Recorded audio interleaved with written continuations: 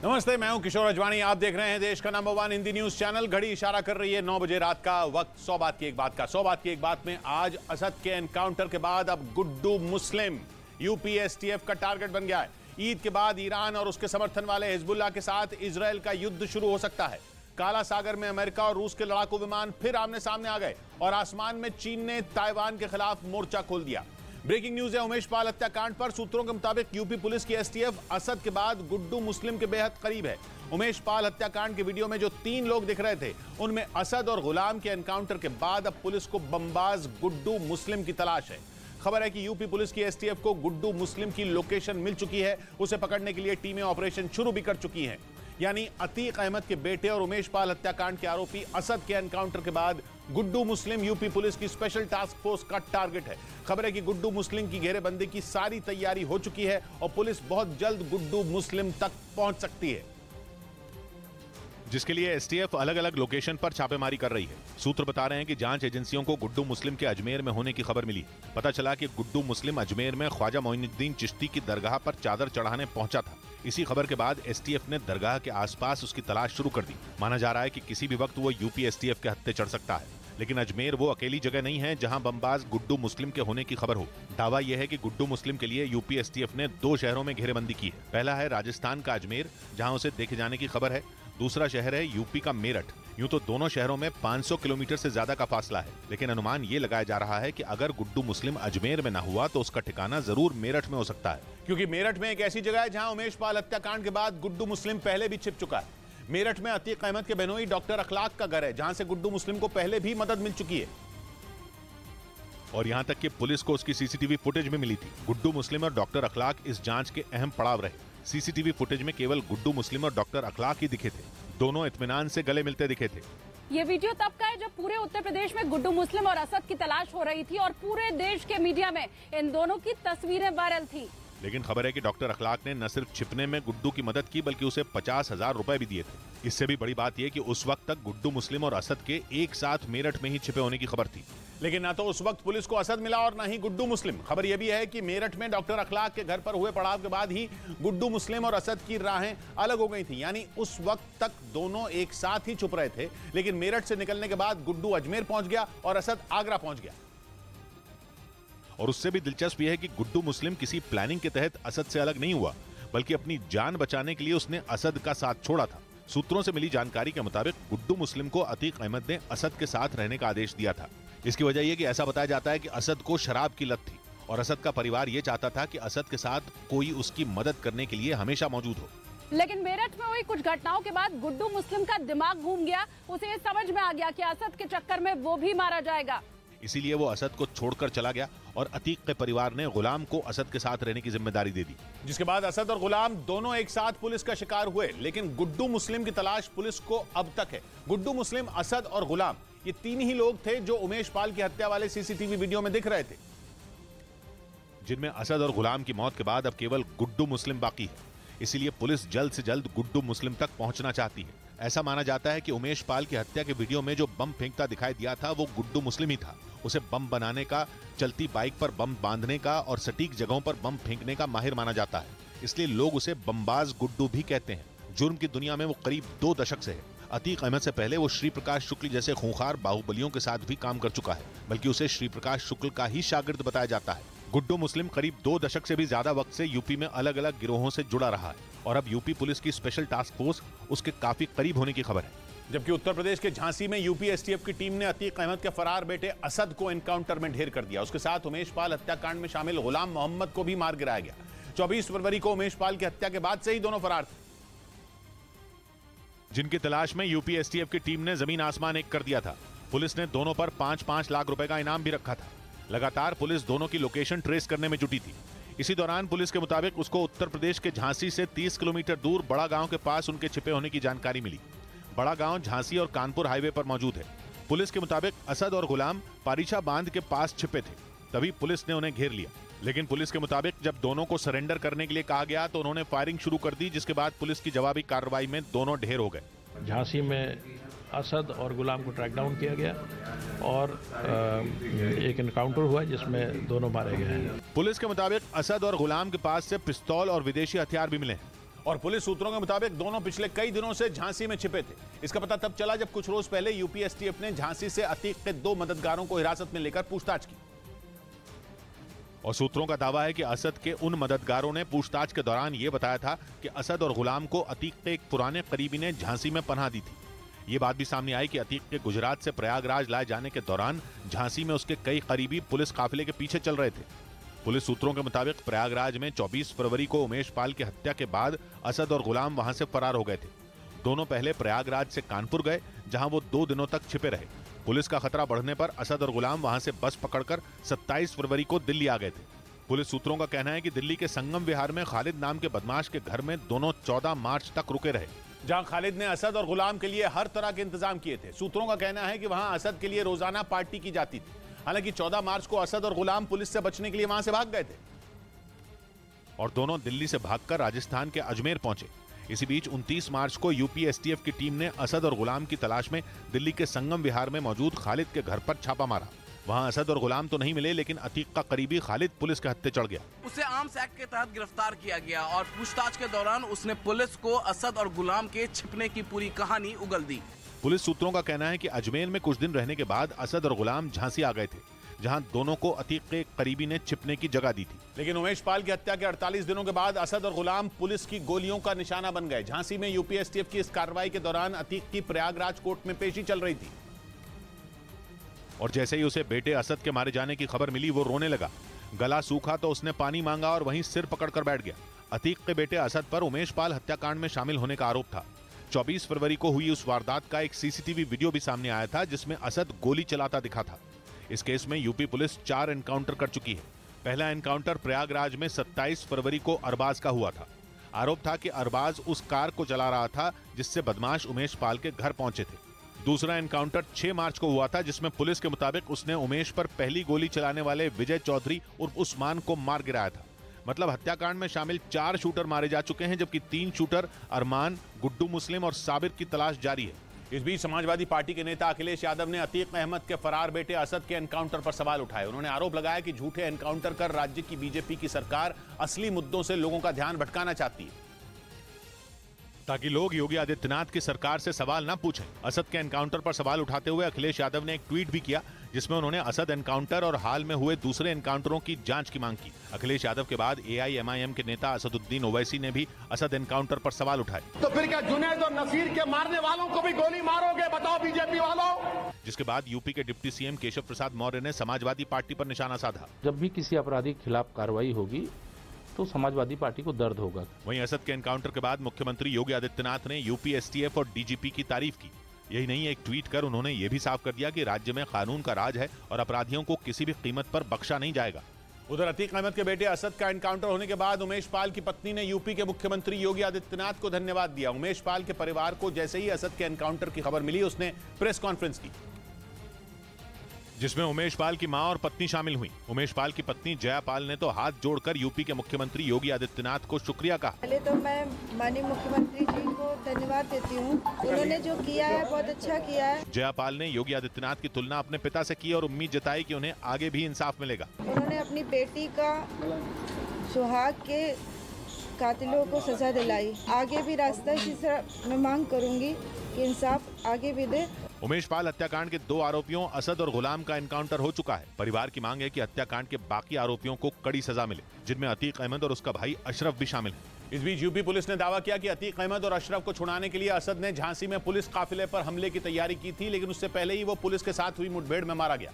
उमेश पाल हत्याकांड में अतीक और उसका भाई अशरफ आरोपी हैं और एक दिन पहले दोनों प्रयागराज लाए गए थे। अतीक को गुजरात की साबरमती जेल से तो अशरफ को यूपी की बरेली जेल से प्रयागराज लाया गया था। दोनों पुलिस की भारी सुरक्षा के बीच झांसी के रास्ते प्रयागराज पहुंचे थे। पुलिस के मुताबिक इसी दौरान खुफिया जानकारी मिली कि झांसी में काफिले पर हमला कर अतीक और अशरफ को छुड़ाया जा सकता है। पुलिस का यह भी कहना है कि असद और गुलाम ने मिलकर हमले की साजिश रची थी। रास्ते में कॉन्वॉय पे हमला करके अपराधियों को छुड़ाया जा सकता है। इसके बाद झांसी और उसके आसपास के इलाके में स्पेशल फोर्स को तैनात कर दिया गया। पुलिस के मुताबिक उसे बाद में झांसी के पारीछा बांध के पास असद और गुलाम के छिपे होने का पता चला, जिसके बाद एनकाउंटर में दोनों को ढेर कर दिया गया। उधर गैंगस्टर अतीक अहमद को जब यूपी के प्रयागराज में सीजीएम कोर्ट से बाहर लाया जा रहा था, तभी किसी ने उस पर जूता फेंक दिया। अतीक अहमद उमेश पाल हत्याकांड में आरोपी है और इसी मामले में उसे अदालत में पेश किया गया। लेकिन जैसे ही सुनवाई के बाद अतीक अहमद को सीजीएम कोर्ट से बाहर लाया गया, उसी दौरान भीड़ में किसी ने उस पर जूते से हमला कर दिया। हालांकि पुलिस की कड़ी सुरक्षा में अतीक अहमद को तुरंत वहां से बाहर निकाल लिया गया, लेकिन वहां मौजूद लोग काफी देर तक उसके खिलाफ नारेबाजी करते रहे। अतीक अहमद उमेश पाल अपहरण मामले में उम्र कैद की सजा काट रहा है। उसे उमेश पाल हत्या केस में सुनवाई के लिए गुजरात की साबरमती जेल से प्रयागराज लाया गया है। सूत्रों के हवाले से खबर है कि अपने बड़े बेटे असद के एनकाउंटर की खबर मिलने के बाद अतीक ने अपने दूसरे बेटे अली से मिलने की इच्छा जताई। वहीं यूपी पुलिस के मुताबिक अतीक अहमद के तार पाकिस्तान से भी जुड़े थे और वो पंजाब के रास्ते वहां से हथियार मंगवाता था। पुलिस के मुताबिक खुद अतीक अहमद ने पूछताछ में इस बात को माना और पाकिस्तान से हथियार मंगाए जाने की पूरी कहानी पुलिस के सामने उगल दी। अतीक अहमद के पाकिस्तान कनेक्शन का पूरा कच्चा चिट्ठा यूपी पुलिस ने अपनी रिमांड अर्जी में दर्ज किया, जिसके मुताबिक अतीक अहमद पाकिस्तान से बड़े पैमाने पर आधुनिक हथियार मंगवाता था। इसके लिए वो पाकिस्तान में बैठे आतंकी संगठनों के संपर्क में था। पुलिस के मुताबिक अतीक ने पूछताछ में माना कि उसके संबंध पाकिस्तान के खुफिया एजेंसी ISI से थे। इतना ही नहीं, पुलिस का आरोप है कि वो आतंकी संगठन लश्कर ए तैयबा से भी सीधे जुड़ा था और वो भारत में अपराधों को अंजाम देने के लिए हथियार मंगाता था।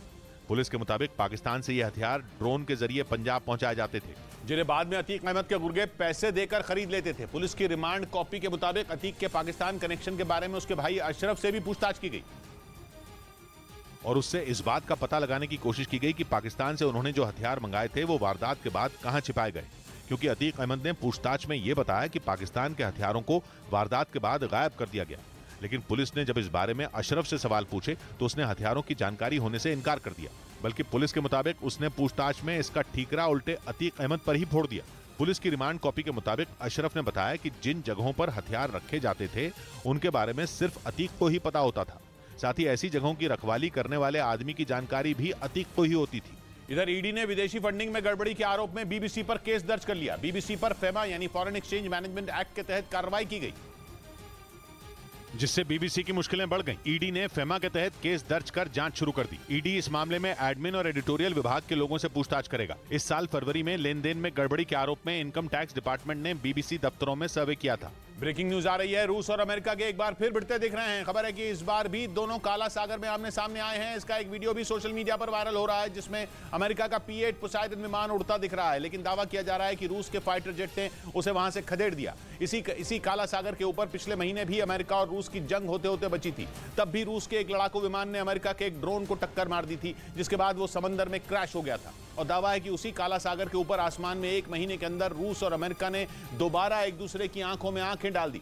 कहा जा रहा है कि रूस ने अपने पड़ोस से अमेरिका को भगा डाला और ऐसा करके पुतिन ने काला सागर में सिर्फ और सिर्फ उनके राज का दावा ठोक दिया।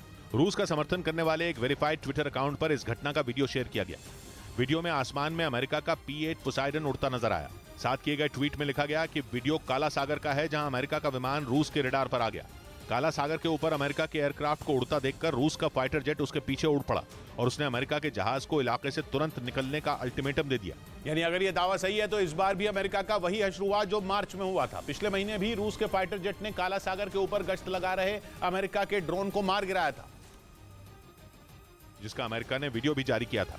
वीडियो के साथ अमेरिका ने दावा किया था कि उसका MQ-9 रीपर ड्रोन काला सागर के ऊपर अंतर्राष्ट्रीय एयर स्पेस में उड़ रहा था, लेकिन रूस के सुखोई Su-27 जेट ने पहले उस पर ईंधन की बौछार की और फिर उसे टक्कर ही मार दी। कहा गया था कि टक्कर की वजह से अमेरिका का ड्रोन काला सागर में क्रैश हो गया था। मतलब रूस ने अमेरिका को साफ साफ जता दिया कि काला सागर पुतिन की मांद है, जिसमें रूस अमेरिका को एक पल के लिए भी टिकने नहीं देगा, क्योंकि काला सागर पानी का वो इलाका है जो दक्षिण से यूक्रेन पर हमले करने के लिए रूस का लॉन्च पैड है।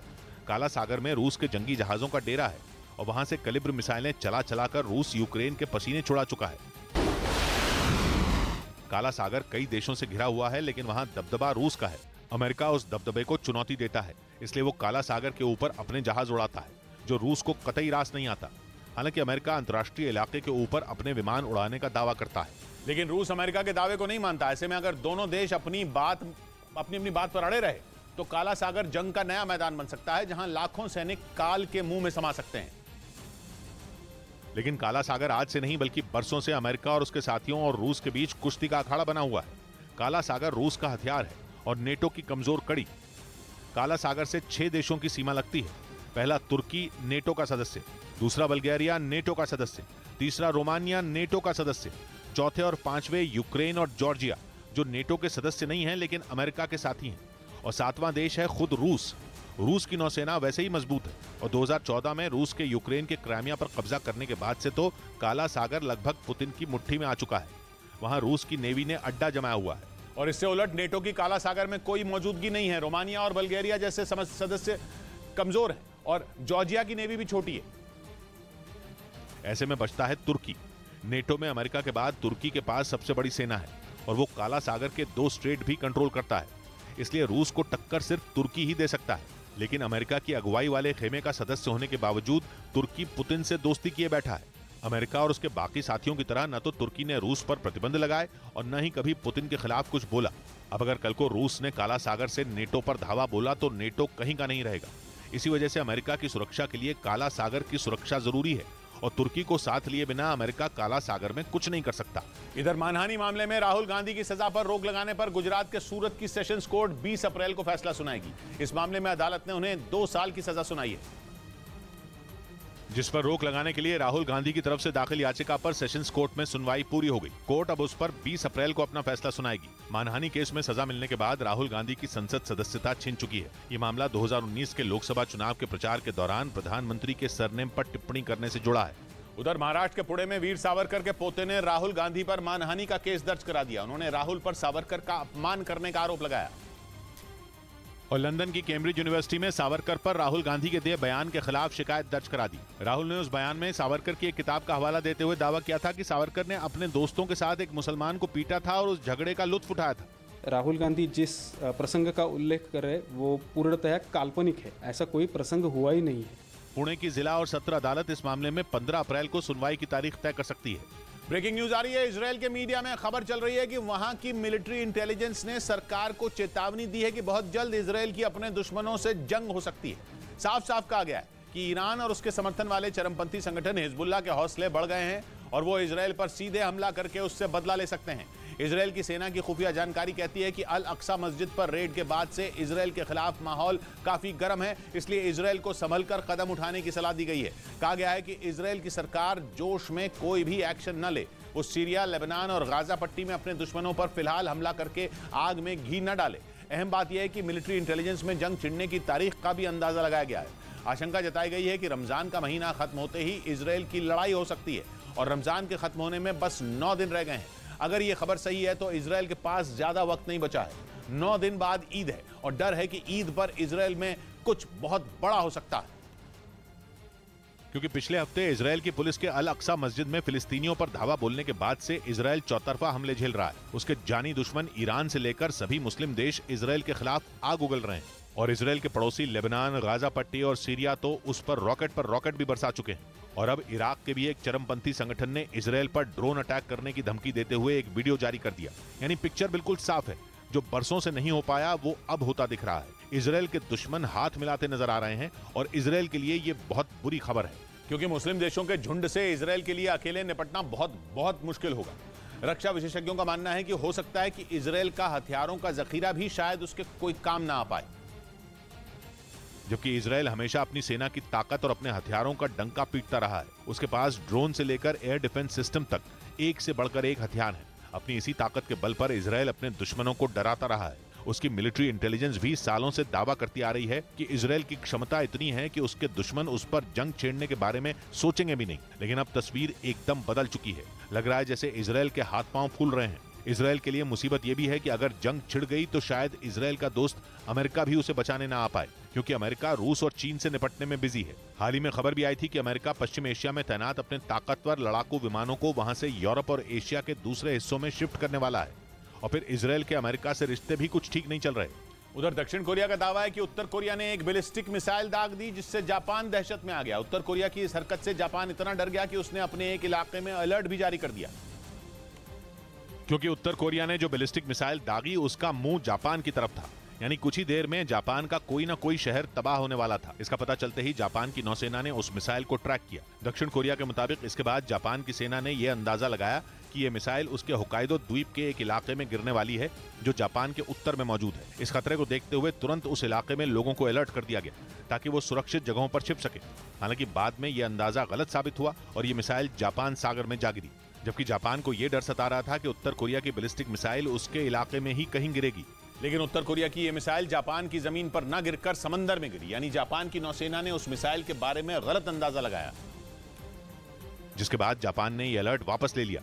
हालांकि जापान को इन दिनों चीन के साथ साथ उत्तर कोरिया से भी बड़ा खतरा है। वहां के शासक किम जोंग उन जापान पर इसलिए भड़के हैं क्योंकि वो उत्तर कोरिया के दुश्मन दक्षिण कोरिया और अमेरिका के साथ अपनी दोस्ती बढ़ा रहा है। यही वजह है कि किम जोंग उन इन 3 देशों को अपना सबसे बड़ा दुश्मन मानते हैं। इसीलिए वो जापान और दक्षिण कोरिया को डराने का कोई मौका नहीं छोड़ते। दक्षिण कोरिया के मुताबिक उन्होंने जापान की सीमा के नजदीक अपनी इस बैलिस्टिक मिसाइल को दागकर उसे धमकी देने की कोशिश की। कहा यह भी जा रहा है कि इस कार्रवाई से पहले किम जोंग उन ने अपनी सेना के बड़े अधिकारियों के साथ एक बैठक भी की। इधर सुप्रीम कोर्ट ने न्यायपालिका के खिलाफ ट्वीट करने पर आईपीएल के पूर्व कमिश्नर ललित मोदी को फटकार लगाई। उन्होंने साफ कर दिया कि ललित मोदी कानून और संस्था से ऊपर नहीं है। उन्होंने ये भी साफ कर दिया कि इस मामले में ललित मोदी का दिया गया जवाब संतोषजनक नहीं है, जिसके बाद देश की सर्वोच्च अदालत ने उन्हें बिना शर्त माफी मांगने का आदेश दिया। एक दिन पहले ललित मोदी ने न्यायपालिका का जिक्र करते हुए एक ट्वीट किया था। उधर पश्चिमी मीडिया ने दावा किया कि क्राइमिया पर कब्जे के लिए ज़ेलेंस्की की नई कसम ने पुतिन की नींद उड़ा दी है, जिसके बाद क्राइमिया की सुरक्षा के लिए उन्होंने वहां बड़ी संख्या में टैंकों को तैनात कर दिया है। इसके साथ ही गोला बारूद की एक भारी भरकम खेप भी क्राइमिया में भेज दी गई, क्योंकि पुतिन को इस बात का डर सता रहा है कि यूक्रेन जंग के बीच क्राइमिया कभी भी उनके हाथ से छिन सकता है। इस हफ्ते की शुरुआत में ही ज़ेलेंस्की ने कीव में दी गई इफ्तार पार्टी में क्राइमिया को रूस से छीनने की कसम खाई थी और तभी से माना जा रहा है कि यूक्रेन क्राइमिया को दोबारा हासिल करने के लिए बड़ा हमला बोल सकता है। क्राइमिया 2014 से ही रूस के हाथों में है। यूक्रेन से छीनने के बाद से ही क्राइमिया पुतिन की नाक का सवाल बना हुआ है। वो किसी भी हाल में ये नहीं चाहेंगे कि ज़ेलेंस्की क्राइमिया को रूस से छीन सकें। इसीलिए पुतिन ने क्राइमिया में हथियारों के जखीरे को बढ़ाना शुरू कर दिया। और इस बात का पता तब चला जब क्राइमिया में हथियारों के बड़े पैमाने पर तैनाती की सैटेलाइट तस्वीरें सामने आई। ये सैटेलाइट तस्वीरें अमेरिका की स्पेस टेक्नोलॉजी कंपनी मैक्सा टेक्नोलॉजीज ने जारी की, जिनके जरिए ये दावा किया गया कि पुतिन ने क्राइमिया के एक बड़े हिस्से को हथियार डिपो में बदल दिया है। वहां एक से बढ़कर एक हथियार जमा किए जा रहे हैं ताकि अगर यूक्रेन क्राइमिया पर हमला बोले तो रूस की सेना उसे जवाब दे सके। जो तस्वीरें जारी की गई उनमें कई तस्वीरों में रूसी सेना का एक बड़ा बेस नजर आया। दावा है कि क्राइमिया में बनाए गए इस बेस पर सैकड़ों की संख्या में टैंक और बख्तरबंद गाड़ियां मौजूद हैं। इसके साथ ही वहां कई आधुनिक हथियार भी जमा करके रखे गए हैं। पश्चिमी मीडिया के मुताबिक रूस ने यह बेस क्राइमिया के उत्तर में मौजूद मिदवेदेव इलाके में तैयार किया है, क्योंकि रूस को इस बात का डर है कि यूक्रेन खैरसोन से आगे बढ़ते हुए क्राइमिया के उत्तर में ही हमला बोलेगा।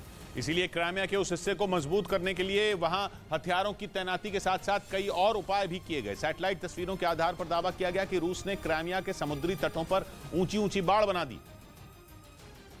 साथ ही उन्होंने काला सागर से लगे क्राइमिया के समुद्री तटों पर बड़े बड़े गड्ढे भी खुदवा दिए ताकि यूक्रेन के टैंक और बख्तरबंद गाड़ियां वहां फंस जाएं। इसके अलावा यूक्रेन की सेना को रोकने के लिए वहां लकड़ी के ऊंचे बैरिकेड भी बनाए गए हैं। क्राइमिया में तैनात रूस के एक अधिकारी के मुताबिक ये तो अभी शुरुआत है और क्राइमिया को रूस के हाथों से जाने से बचाने के लिए आने वाले दिनों में वहां और भी घातक हथियारों की तैनाती का प्लान है, क्योंकि पुतिन ये कभी भी नहीं चाहेंगे कि यूक्रेन जीतने के चक्कर में वो क्राइमिया से ही हाथ धो बैठे।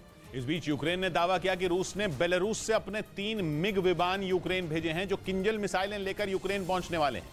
यूक्रेन ने दावा किया कि रूस ने ऐसा कदम उसके हवाई हमलों से बचने के लिए उठाया और अपने बचाव के लिए बेलारूस का इस्तेमाल किया, जहां से उसने अपने 3 मिग विमान कीव रवाना किए, जो खाली नहीं आ रहे बल्कि अपने साथ किंजल मिसाइलें लेकर आ रहे हैं। यानी रूस के मिग विमान वो मिसाइलें ला रहे हैं जो परमाणु हमला कर सकती हैं। इनकी रेंज 2000 किलोमीटर है, यानी अगर किंजल मिसाइल चली तो पूरा का पूरा यूक्रेन उड़ाया जा सकता है। हालांकि यूक्रेन में किसी तरह का एयर सायरन सुनाई नहीं दिया, लेकिन यूक्रेन के होश उड़े हुए हैं। उसने दुनिया के सामने अपना डर दिखा भी दिया, क्योंकि अगर उसका दावा सही है तो फिर तो कीव पर परमाणु हमला हो सकता है।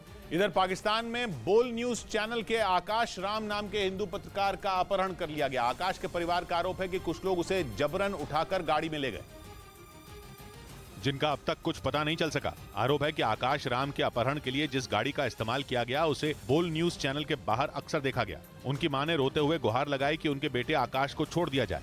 आकाश वापस कयो, ताजी मेहरबानी थींदी वडी। बोल न्यूज चैनल के मार्केटिंग हेड आकाश राम के अलावा उनके सुरक्षा गार्ड का भी अपहरण किया गया। उधर चीन के साथ तनाव के बीच अमेरिका और फिलीपींस ने बड़ा सैन्य अभ्यास शुरू किया। 28 अप्रैल तक चलने वाले इस अभ्यास में दोनों देशों के करीब 18,000 सैनिक शामिल हैं, जो अगले 16 दिनों तक सैन्य ऑपरेशन की बारीकियां और आधुनिक हथियारों की तकनीक एक दूसरे से साझा करेंगे। इस अभ्यास में 12,200 अमेरिकी और 5,400 फिलीपींस के सैनिक शामिल हैं। दोनों देशों का यह सैन्य अभ्यास दक्षिण चीन सागर में चल रहा है। ये वही इलाका है जिस पर चीन अपना हक जताता है और उसे यहाँ किसी का दखल मंजूर नहीं। लेकिन चीन को घेरने के लिए अमेरिका लगातार इस इलाके में एक्टिव है। पश्चिमी मीडिया का दावा है कि इस ड्रिल के दौरान अमेरिका पेट्रियट मिसाइलों और हाइमार्स रॉकेट सिस्टम का इस्तेमाल करेगा।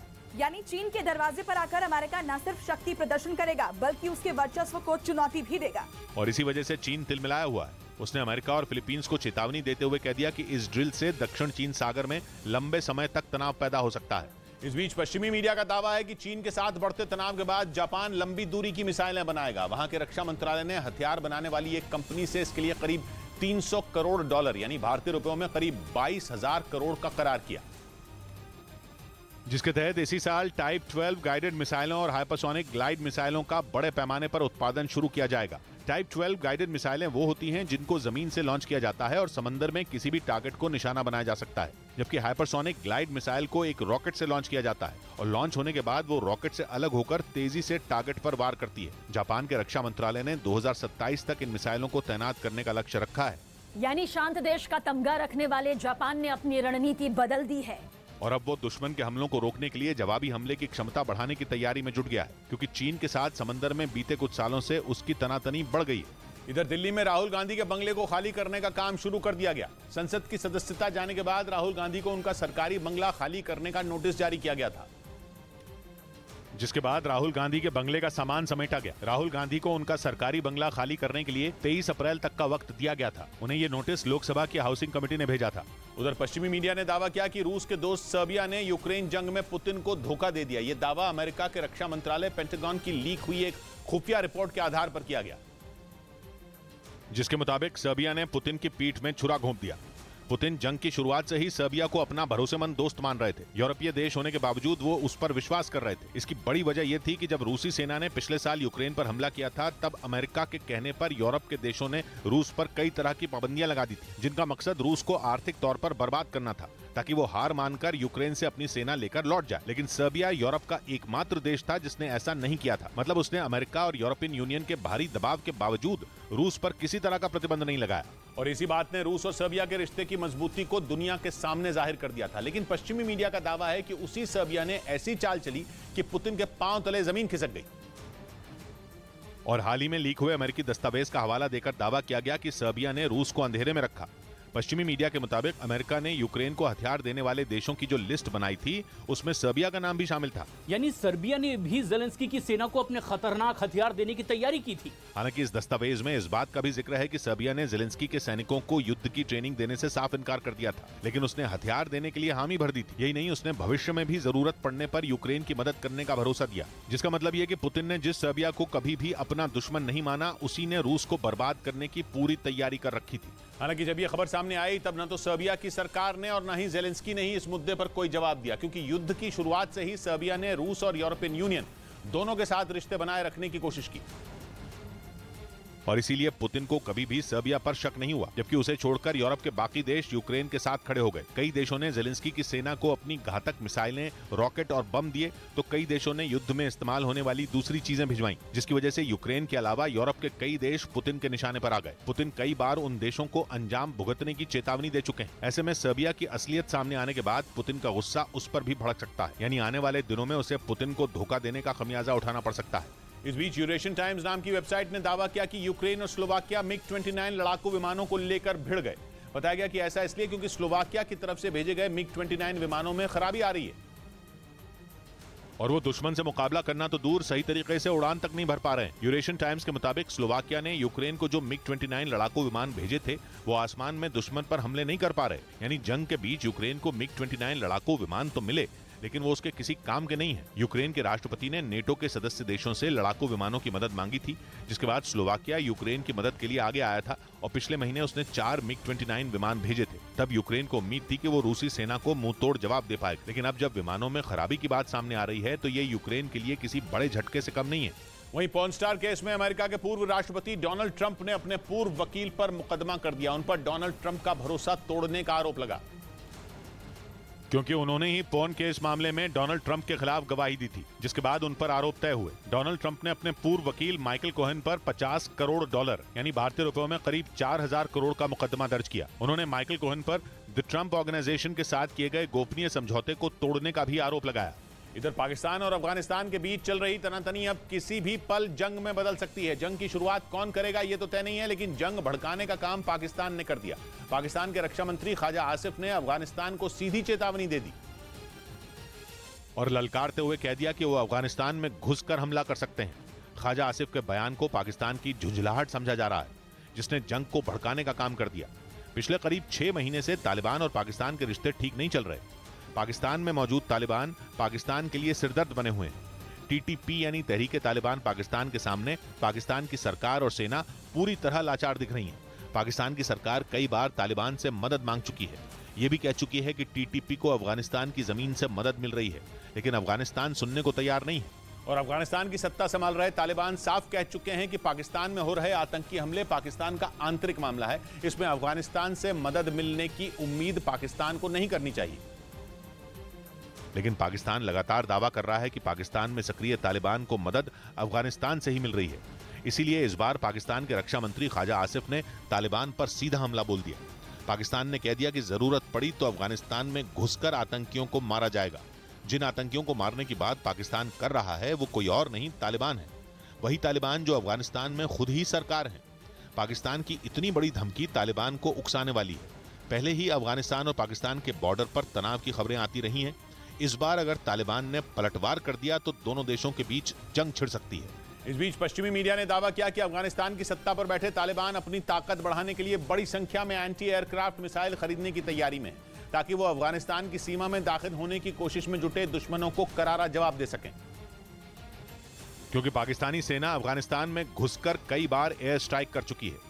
पाकिस्तान का आरोप है कि तालिबान आतंकी संगठन टीटीपी यानी तहरीक तालिबान पाकिस्तान के आतंकियों को अपने यहाँ पनाह देते हैं, जो उनके इशारे पर पाकिस्तान के शहरों पर आतंकी हमला करते हैं। और कुछ महीने पहले भी पाकिस्तान की सेना ने अफगानिस्तान के नंगरहार प्रांत में एयर स्ट्राइक की थी। पाकिस्तान का दावा है कि नंगरहार प्रांत टीटीपी आतंकियों का गढ़ है, जहां तालिबानी लड़ाके उन्हें ट्रेनिंग देते हैं। इसी वजह से पाकिस्तानी सेना ने वहां मौजूद टीटीपी आतंकियों के ठिकानों पर हमला किया था।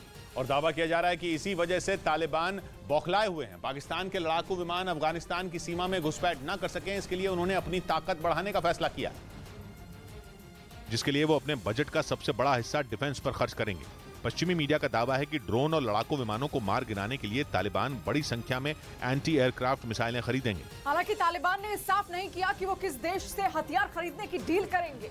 दावा यह भी किया जा रहा है कि तालिबान की तैयारी अफगानिस्तान में ही एंटी एयरक्राफ्ट मिसाइलें बनाने की भी है। यही नहीं, एक रिपोर्ट के मुताबिक तालिबान के पास अभी 1.5 लाख लड़ाके हैं, जिनकी संख्या वो 2 लाख करने में जुटे हैं। मतलब ये कि तालिबान ने पाकिस्तान से मुकाबले के लिए अपनी तैयारी शुरू कर दी।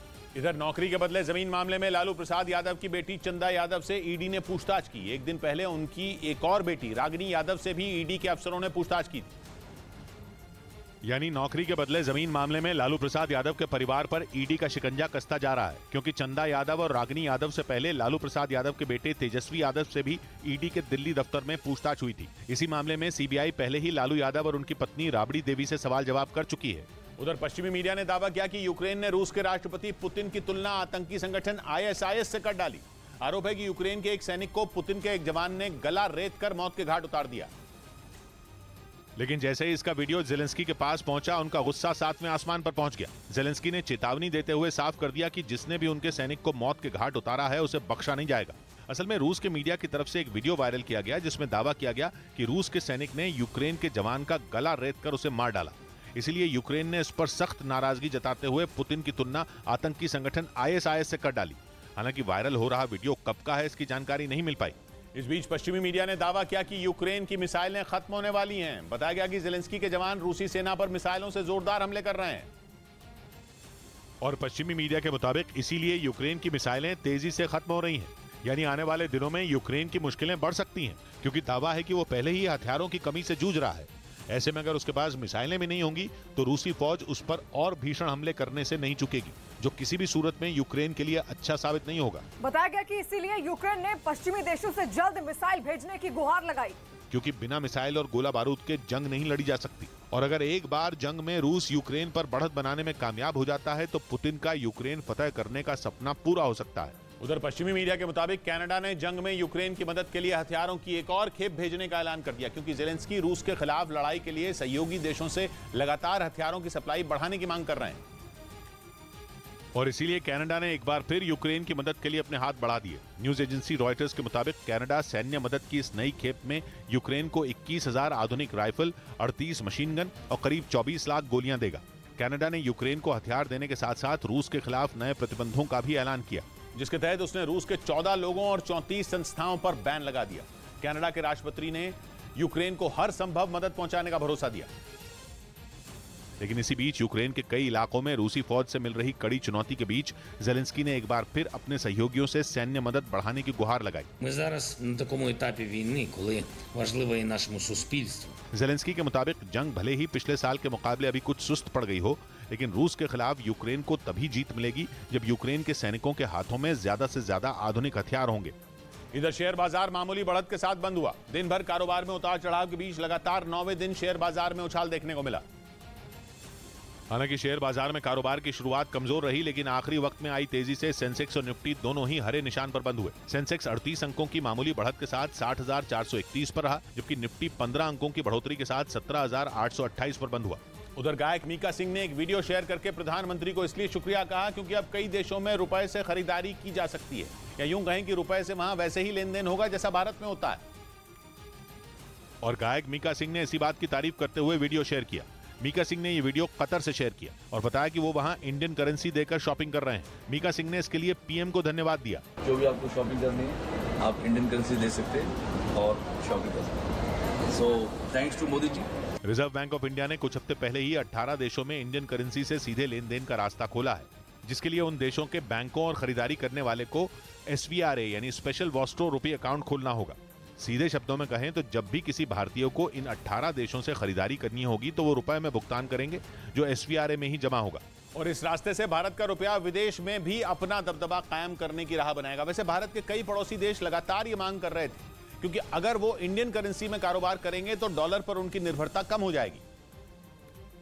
यानी अगर भारतीय रुपए में कारोबार होता है तो श्रीलंका, बांग्लादेश और मालदीव जैसे देशों को फायदा होगा, क्योंकि ये देश बहुत हद तक आयात और निर्यात के लिए भारत की करेंसी पर निर्भर हो जाएंगे और डॉलर पर उनकी निर्भरता कम हो जाएगी। भारत ने जिन देशों में इंडियन करेंसी के जरिए व्यापार का रास्ता खोला, उन 18 देशों में श्रीलंका, यूके, रूस, Oman, New Zealand, Germany, Israel, Malaysia और म्यांमार जैसे देश शामिल हैं। इधर कर्नाटक में बीजेपी उम्मीदवारों की लिस्ट जारी होने के बाद बागी हुए नेताओं को मनाने की जिम्मेदारी येडियुरप्पा को सौंपी गई। बीजेपी ने कर्नाटक की कुल 224 सीटों में 212 के लिए उम्मीदवारों का ऐलान कर दिया, लेकिन उम्मीदवारों के नामों का ऐलान होते ही पार्टी में घमासान मच गया। और जिन नेताओं का नाम लिस्ट में नहीं था, उनमें कई ने तो खुले तौर पर नाराजगी जता दी। बीजेपी ने अब तक कर्नाटक चुनाव के लिए 2 लिस्ट जारी की। पहली लिस्ट में 189 उम्मीदवारों के नाम थे तो दूसरी में 23 उम्मीदवारों का ऐलान किया गया। पहली लिस्ट आने के बाद से ही नाराज नेताओं ने मोर्चा खोल दिया था, जबकि दूसरी लिस्ट में भी नाम नहीं होने से करीब आधा दर्जन विधायकों ने पार्टी के खिलाफ झंडा बुलंद कर दिया। कर्नाटक के पूर्व डिप्टी सीएम लक्ष्मण सावदी ने तो बीजेपी छोड़ने का ही ऐलान कर दिया और अब वो दावा कर रहे हैं कि कांग्रेस के कुछ नेता उनके संपर्क में हैं।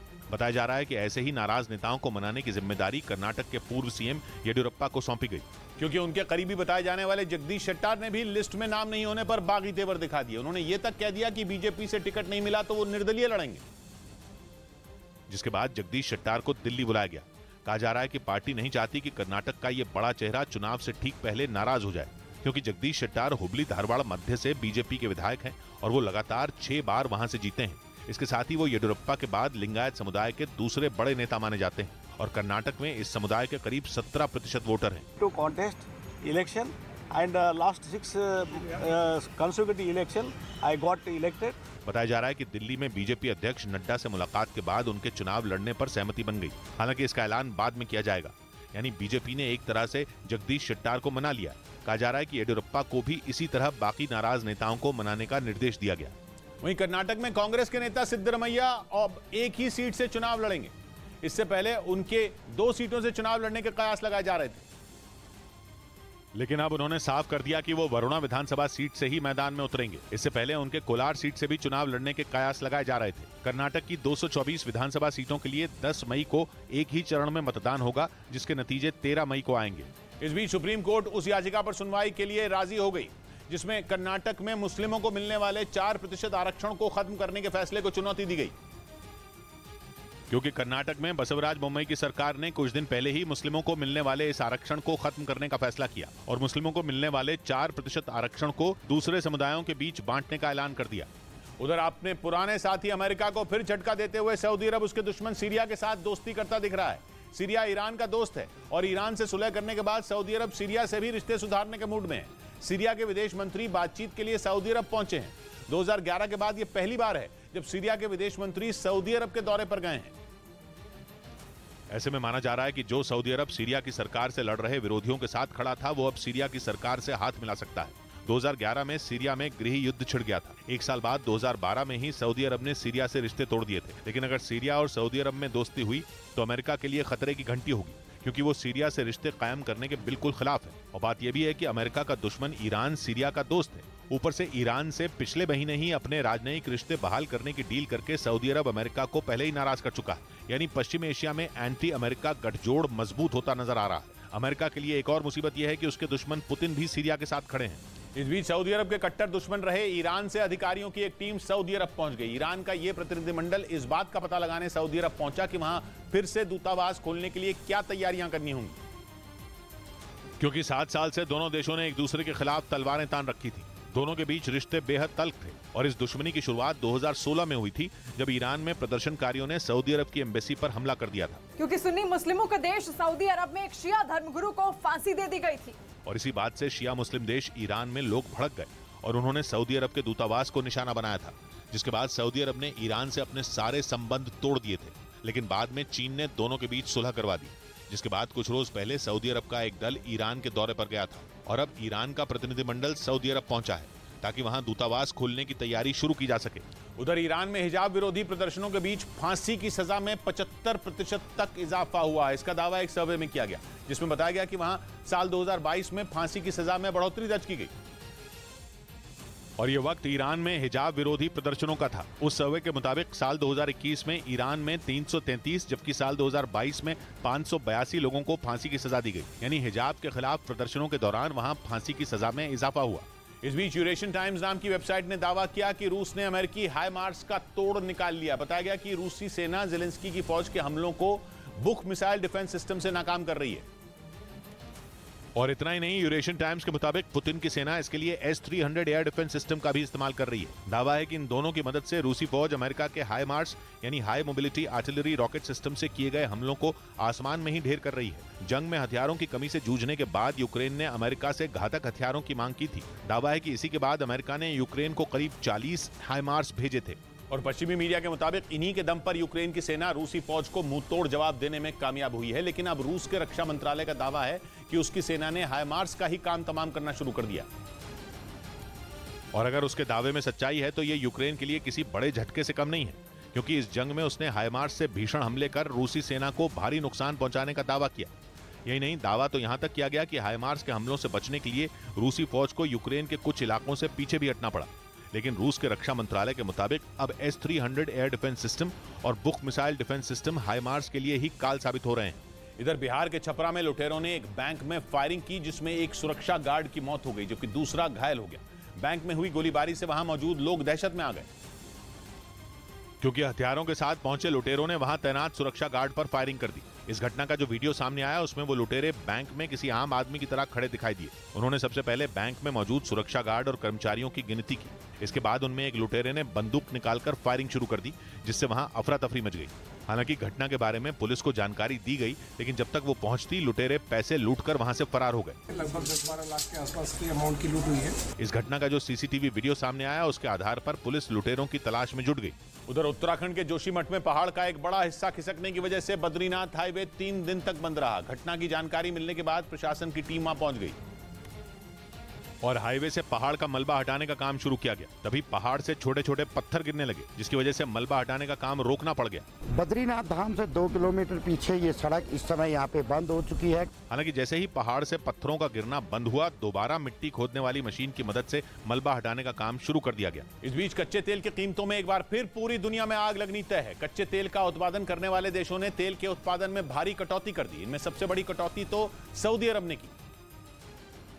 जो कच्चे तेल का एक्सपोर्ट करने में दुनिया भर में पहले नंबर पर है। सऊदी अरब अकेला रोजाना 5 लाख बैरल कच्चे तेल का उत्पादन घटाएगा, जबकि इराक भी रोजाना 2 लाख बैरल से ज्यादा तेल का उत्पादन कम कर देगा।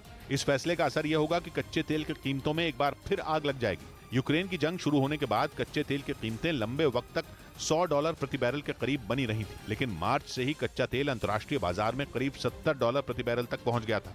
लेकिन उत्पादन में कटौती के ऐलान का असर बाजार में दिखना शुरू हो गया और कच्चा तेल एक बार फिर $85 प्रति बैरल के करीब पहुंच गया। माना जा रहा है कि तेल अभी और महंगा हो सकता है।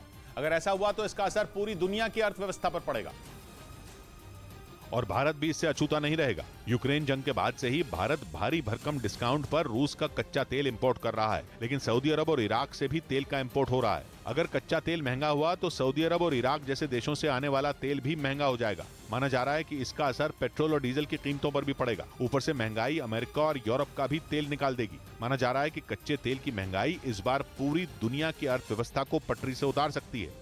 इधर उत्तर प्रदेश के वाराणसी में समाजवादी पार्टी के नेता ओपी सिंह के होटल को सील कर दिया गया। बताया गया कि उस होटल का नक्शा पास नहीं था, जिस पर कार्रवाई करते हुए समाजवादी पार्टी के नेता ओपी सिंह के होटल को सील कर दिया गया। बताया गया कि प्रशासन की तरफ से नोटिस भेजकर जवाब मांगा गया था, लेकिन जवाब नहीं मिलने के बाद एक्शन लिया गया। वहीं होटल मैनेजर ने आरोप लगाया कि मेयर चुनाव लड़ने की दावेदारी की वजह से ये कार्रवाई की गई। उधर उत्तर प्रदेश के कानपुर में समाजवादी पार्टी के विधायक इरफान सोलंकी के भाई रिजवान सोलंकी की संपत्ति को पुलिस ने जब्त कर लिया। ये कार्रवाई गैंगस्टर एक्ट के तहत की गई और पुलिस ने रिजवान सोलंकी के करीब 75 लाख रुपए की संपत्ति को जब्त कर लिया। क्रेटा गाड़ी है उसकी, जिसका मूल्य लगभग 12 लाख है। 2 शस्त्र हैं। समाजवादी पार्टी के विधायक इरफान सोलंकी के भाई रिजवान सोलंकी एक महिला का घर जलाने के आरोप में जेल में बंद है। इस बीच पश्चिमी मीडिया ने दावा किया कि यूक्रेन ने ऑस्ट्रेलिया से हॉकी बख्तरबंद गाड़ियों की मांग की। इन आधुनिक बख्तरबंद गाड़ियों को कुछ समय पहले ही ऑस्ट्रेलिया की सेना में शामिल किया गया है, जिन्हें अब यूक्रेन की सेना जंग में रूसी फौज के खिलाफ इस्तेमाल करना चाहती है। जबकि ऑस्ट्रेलिया पहले ही यूक्रेन को 90 बुशमास्टर बख्तरबंद गाड़ियां दे चुका है, जिनकी मदद से जेलेंस्की की फौज ने कई इलाकों में पुतिन के सैनिकों को घुटने टेकने के लिए मजबूर भी किया। लेकिन अब रूस से मिल रही चुनौतियों के बीच यूक्रेन ऑस्ट्रेलिया में बनी खतरनाक हॉकी गाड़ियों की मांग कर रहा है, जिनकी ताकत बुशमास्टर से भी ज्यादा है और वो आकार में बुशमास्टर से भी छोटी है। इसलिए यूक्रेन ने ऑस्ट्रेलिया से इस भरोसेमंद हथियार को भेजने की अपील की। यूक्रेन के रक्षा मंत्रालय ने दावा किया कि हॉकी बख्तरबंद गाड़ियां यूक्रेन की सेना के लिए बेहद मददगार साबित होंगी, क्योंकि ऑस्ट्रेलिया की 4 पहियों वाली ये बख्तरबंद गाड़ियां यूक्रेन के उबड़ खाबड़ रास्तों पर भी फर्राटा भर सकती हैं और सैनिकों को बम धमाकों से भी बचाने का मादा रखती हैं। 7 टन वजन वाली एक हॉकी बख्तरबंद गाड़ी में बैठकर 5 सैनिक जंग के मैदान में जा सकते हैं। यही नहीं, हथियारों से लैस इन गाड़ियों की मदद से दुश्मन पर बम भी दागे जा सकते हैं। ऐसे में अगर ये खतरनाक बख्तरबंद गाड़ियां यूक्रेन को मिलती हैं तो जंग में रूस की मुश्किलें बढ़ सकती हैं। इधर कर्नाटक के उडुपी जिले में पहुंचे मुख्यमंत्री बसवराज बोम्मई के हेलीपैड के पास आग लग गई। वो अपने परिवार के साथ वहां एक मंदिर में दर्शन करने के लिए पहुंचे थे, लेकिन बसवराज बोम्मई के हेलीकॉप्टर के उतरते ही वहां हेलीपैड के करीब आग भड़क गई, जिसके बाद वहां अफरा तफरी मच गई। फौरन दमकल कर्मी आग बुझाने में जुट गए। इसके बाद जो हुआ, ब्रेक के बाद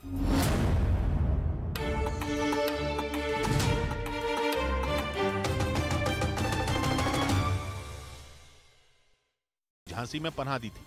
ये बात भी सामने आई कि अतीक के गुजरात से प्रयागराज लाए जाने के दौरान झांसी में उसके कई करीबी पुलिस काफिले के पीछे चल रहे थे। पुलिस सूत्रों के मुताबिक प्रयागराज में 24 फरवरी को उमेश पाल की हत्या के बाद असद और गुलाम वहां से फरार हो गए थे। दोनों पहले प्रयागराज से कानपुर गए, जहां वो 2 दिनों तक छिपे रहे। पुलिस का खतरा बढ़ने पर असद और गुलाम वहां से बस पकड़कर 27 फरवरी को दिल्ली आ गए थे। पुलिस सूत्रों का कहना है कि दिल्ली के संगम विहार में खालिद नाम के बदमाश के घर में दोनों 14 मार्च तक रुके रहे, जहां खालिद ने असद और गुलाम के लिए हर तरह के इंतजाम किए थे। सूत्रों का कहना है कि वहां असद के लिए रोजाना पार्टी की जाती थी। हालांकि 14 मार्च को असद और गुलाम पुलिस से बचने के लिए वहां से भाग गए थे और दोनों दिल्ली से भागकर राजस्थान के अजमेर पहुंचे। इसी बीच 29 मार्च को यूपी एसटीएफ की टीम ने असद और गुलाम की तलाश में दिल्ली के संगम विहार में मौजूद खालिद के घर पर छापा मारा। वहां असद और गुलाम तो नहीं मिले, लेकिन अतीक का करीबी खालिद पुलिस के हत्थे चढ़ गया। उसे आर्म्स एक्ट के तहत गिरफ्तार किया गया और पूछताछ के दौरान उसने पुलिस को असद और गुलाम के छिपने की पूरी कहानी उगल दी। पुलिस सूत्रों का कहना है कि अजमेर में कुछ दिन रहने के बाद असद और गुलाम झांसी आ गए थे, जहां दोनों को अतीक के करीबी ने छिपने की जगह दी थी। लेकिन उमेश पाल की हत्या के 48 दिनों के बाद असद और गुलाम पुलिस की गोलियों का निशाना बन गए। झांसी में यूपी एसटीएफ की इस कार्रवाई के दौरान अतीक की प्रयागराज कोर्ट में पेशी चल रही थी और जैसे ही उसे बेटे असद के मारे जाने की खबर मिली, वो रोने लगा। गला सूखा तो उसने पानी मांगा और वहीं सिर पकड़कर बैठ गया। अतीक के बेटे असद पर उमेश पाल हत्याकांड में शामिल होने का आरोप था। 24 फरवरी को हुई उस वारदात का एक सीसीटीवी वीडियो भी सामने आया था जिसमें असद गोली चलाता दिखा था। इस केस में यूपी पुलिस 4 एनकाउंटर कर चुकी है। पहला एनकाउंटर प्रयागराज में 27 फरवरी को अरबाज का हुआ था।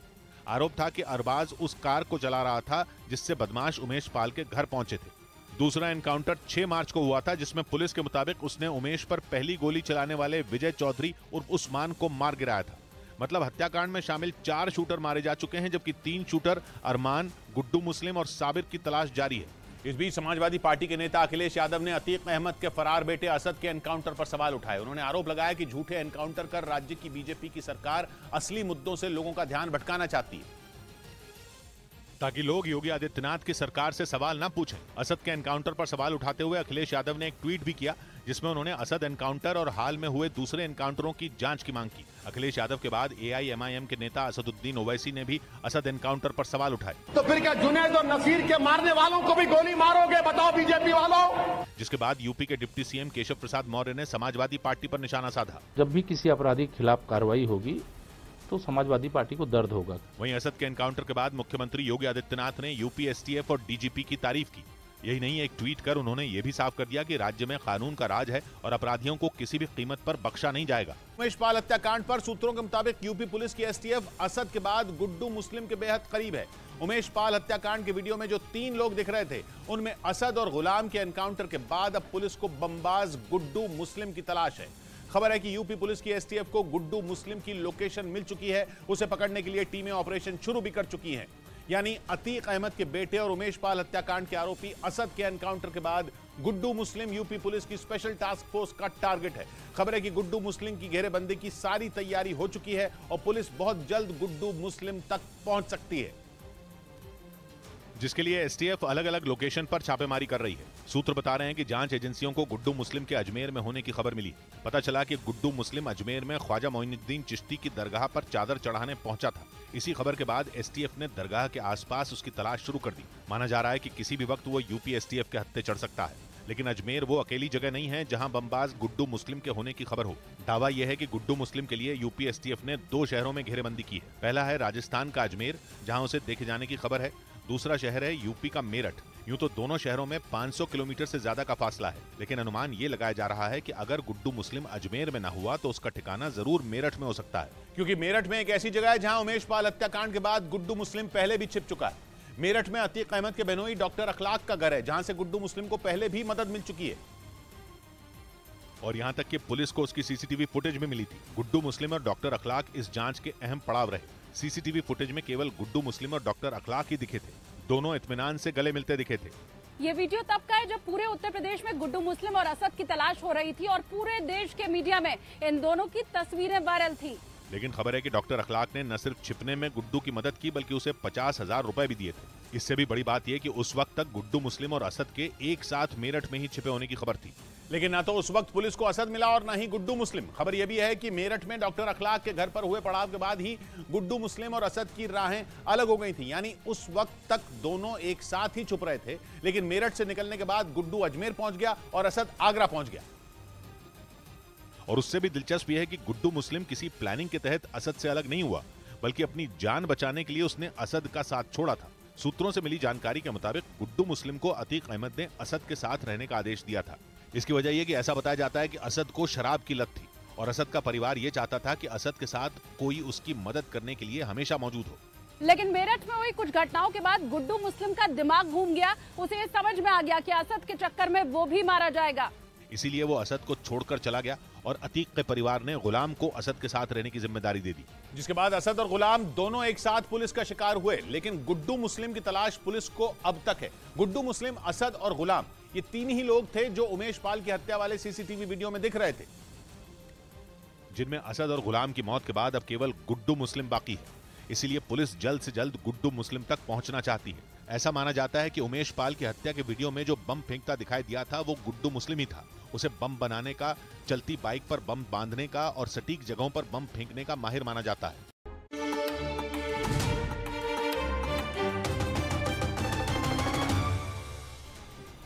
ब्रेकिंग न्यूज आ रही है अमेरिका की। ड्रिल और साउथ चाइना सी में अमेरिकी सेना की मौजूदगी से चीन बुरी तरह बौखला गया है। उसने ताइवान के खास हिस्से में एयर स्पेस बंद करने का फैसला किया। खबर है कि चीन 16 से 18 अप्रैल के बीच ताइवान के उत्तर में एयर स्पेस बंद कर देगा, जिसका सीधा असर अमेरिका पर पड़ेगा, क्योंकि उस इलाके से जाने वाली अमेरिका की 70% उड़ानों को रद्द करना पड़ सकता है। ताइवान की उत्तरी हवाई सीमा में ही चीन के 172 लड़ाकू विमानों ने 3 दिन तक युद्धाभ्यास किया था, जिसके बाद अमेरिकी नौसेना ने फिलीपींस के साथ मिलकर युद्धाभ्यास शुरू कर दिया, जो 28 अप्रैल तक चलेगा, जिसमें करीब 17,000 सैनिक हिस्सा ले रहे हैं और समंदर में चीन को चित करने की तैयारी कर रहे हैं। लेकिन इसी बीच चीन ने हवा में घेरेबंदी का प्लान बना लिया, क्योंकि ताइवान की उत्तरी सीमा के पास अपनी ताकत दिखाने के बाद वो उसी हिस्से में एयर स्पेस बंद करने वाला है, जिसके लिए उसने 16 अप्रैल से 18 अप्रैल तक का समय तय किया। यानी 16 से 18 अप्रैल के बीच ताइवान के उत्तर दिशा की एयर स्पेस में विमानों की आवाजाही बंद रहेगी। और अगर कोई विमान वहां घुस गया तो चीन उसे मार गिराएगा। चीन के ताइवान के उत्तरी हिस्से को नो फ्लाई जोन बनाने की खबर से ताइवान, अमेरिका और जापान का नुकसान होगा, क्योंकि चीन 16 से 18 अप्रैल तक वहां एयर स्पेस बंद रखेगा, जिसका मतलब यह हुआ कि वहां से इन देशों के विमान नहीं उड़ पाएंगे। ताइवान ने दावा किया कि इससे अमेरिका और जापान की 70% उड़ानों पर असर पड़ेगा। यानी चीन ने एक बार फिर ताइवान के जरिए अमेरिका पर दबाव बनाना शुरू कर दिया, क्योंकि वो नहीं चाहता कि ताइवान के मुद्दे पर अमेरिका अपनी नाक घुसाए।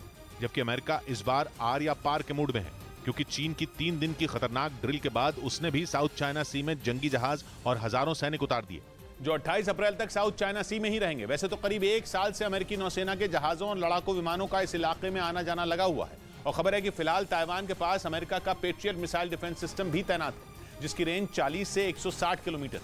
पेट्रियट मिसाइलें इतनी खतरनाक होती हैं कि रास्ते में आने वाले फाइटर जेट, हेलीकॉप्टर, ड्रोन या दुश्मन की मिसाइल को खत्म करते हुए टारगेट तक पहुंच जाती हैं। इसके अलावा अमेरिका ने ताइवान को F-16 लड़ाकू विमानों का बेड़ा भी दिया, जो चीन के लड़ाकू विमानों के दांत खट्टे कर सकता है। अमेरिका ने ताइवान में एक खास फोर्स तैयार की, जिसमें शामिल सैनिकों को अमेरिकी सेना के अधिकारियों ने ट्रेनिंग दी, जो चीन के हमला करते ही उस पर टूट पड़ेंगे। लेकिन चीन ने ताइवान की एयर स्पेस बंद करके ताइवान और अमेरिका दोनों का नुकसान करने की कोशिश की। वो पिछले साल पेलोसी की ताइवान यात्रा के बाद भी ऐसा कर चुका है, क्योंकि तब उसने ताइवान की 6 तरफ से नाकेबंदी कर दी थी, और इस बार तो ताइवान की उत्तरी हवाई सीमा को ब्लॉक करना चाहता था। इस इलाके में उसने कुछ दिन पहले 3 दिन तक भयंकर युद्ध अभ्यास किया था, मिसाइलें दागी, लड़ाकू विमानों से बम गिराए और ताइवान के उत्तर में जंग का मैदान बना दिया। और ये सब ताइवान की राष्ट्रपति के अमेरिका जाने के बाद से बढ़ता जा रहा है, क्योंकि ताइवान के नजदीक जंगी जहाज और मिसाइल डिफेंस सिस्टम तैनात करके बैठे बाइडेन को चीन ने रोकने की कोशिश की, या यूं कहें कि उसने भविष्य में आसमान में घनघोर घमासान छेड़ने की तैयारी कर ली। उधर पश्चिमी मीडिया का दावा है कि ताइवान चीन के खतरे से निपटने के लिए अपने बेड़े में बड़ी संख्या में हार्पून मिसाइलें जुटाने की कोशिश में है। चीन के खतरनाक तेवर को देखते हुए ताइवान को डर है कि कभी भी उस पर हमला हो सकता है, क्योंकि चीन ने हाल ही में उसकी सीमा के नजदीक 3 दिनों तक शक्ति प्रदर्शन किया था। इस दौरान उसने कई खतरनाक हथियारों का दम दिखाया। यही नहीं, इस मिलिट्री ड्रिल के खत्म होने के बाद भी चीन के जंगी जहाज और युद्धपोत नहीं लौटे। ताइवान का आरोप है कि चीन के कई जंगी जहाजों ने अब भी उसे घेर रखा है। ऐसे में ताइवान को सबसे ज्यादा खतरा इन्हीं वॉरशिप से है, जिसका मतलब है कि चीन के साथ जंग शुरू हो गई तो ताइवान को बड़ी संख्या में जंगी जहाज तबाह करने होंगे।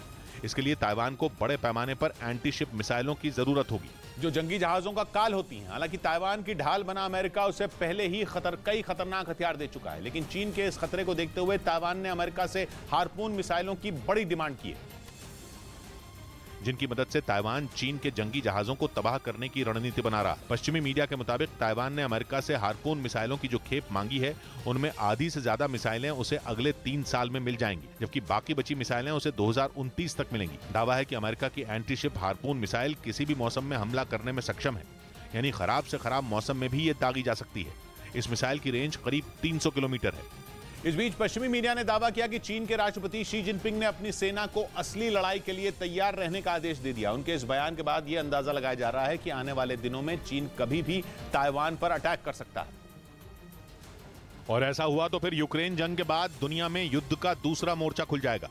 लेकिन पश्चिमी मीडिया का दावा है कि अगर चीन ने ताइवान पर हमला बोला तो फिर उसे सुपर पावर अमेरिका से टकराना होगा, क्योंकि अमेरिका कई बार यह साफ कर चुका है कि अगर चीन ने ताइवान के खिलाफ जंग का बिगुल फूंका तो उसकी ईंट से ईंट बजा दी जाएगी। लेकिन चीन भी ये कसम खा चुका है कि किसी भी कीमत पर वो ताइवान को हथिया कर ही दम लेगा, चाहे इसके लिए उसे अमेरिका से ही क्यों न टकराना पड़े।